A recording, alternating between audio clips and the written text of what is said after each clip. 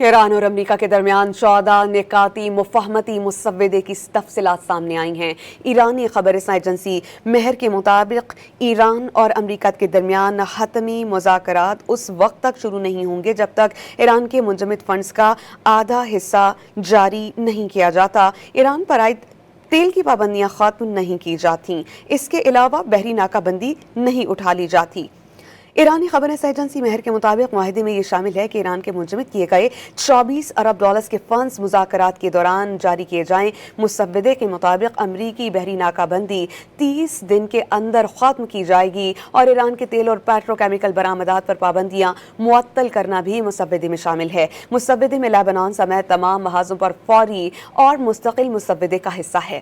مسودے کے مطابق امریکہ اور اتحادیوں کو ایران کی تعمیر نو کے لیے کم از کم 300 ارب ڈالرز دینا ہوں گے۔ جوہری امور پر 60 روز کے لیے مذاکرات ہوں گے اور اس دوران پابندیوں کے مکمل خاتمے پر بات چیت ہوگی۔